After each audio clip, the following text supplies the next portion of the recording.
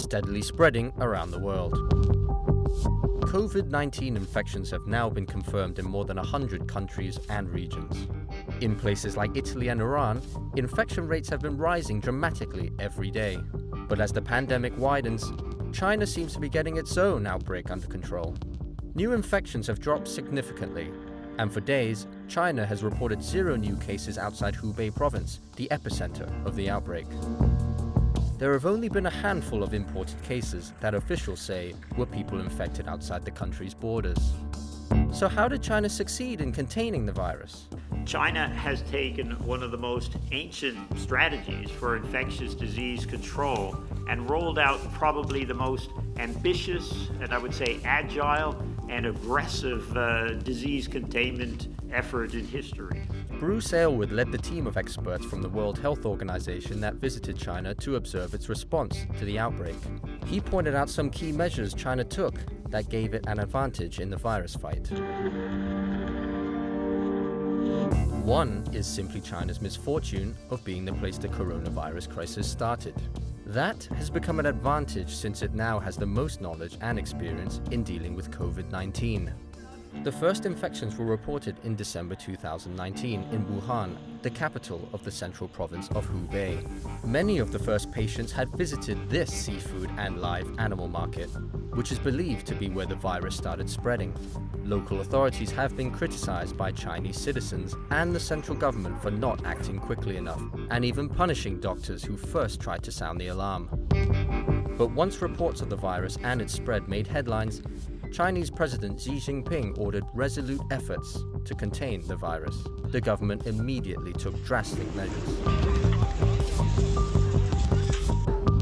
On January 23rd, Wuhan, a city of more than 11 million people, went into complete lockdown.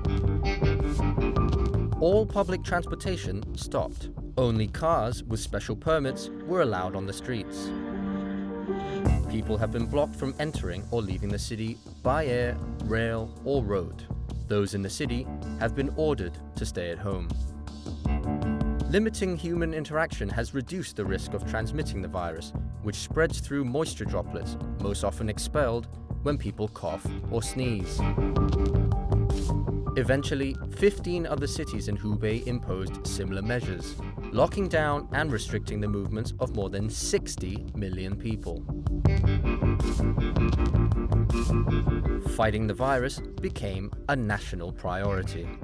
China reallocated a huge chunk of its healthcare system to respond to the coronavirus outbreak.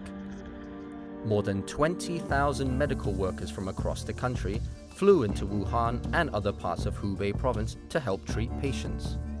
The government built new facilities specifically for patients with COVID-19. The move addressed the shortage of beds in existing hospitals and kept coronavirus patients isolated.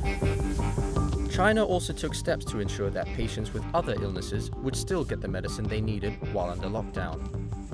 Authorities increased prescriptions to 3 months instead of the usual 1-month course.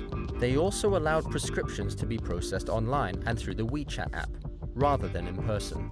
Healthcare providers also set up a system to deliver medication to people.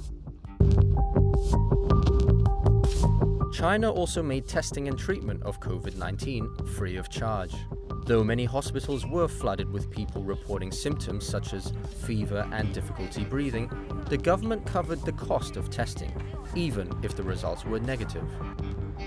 In the United States, there have been reports of people being tested for the virus, but when they got negative results, they ended up with bills for thousands of dollars. The single biggest lesson is speed. Speed is everything. All of China's efforts to contain the coronavirus happened at rapid speed. From the lockdown in Wuhan going into effect just hours after it was announced, to the temporary hospitals for COVID-19 patients being built from the ground up in a matter of days. It also acted quickly to alert the public about symptoms of an infection, so people knew when they should see a doctor.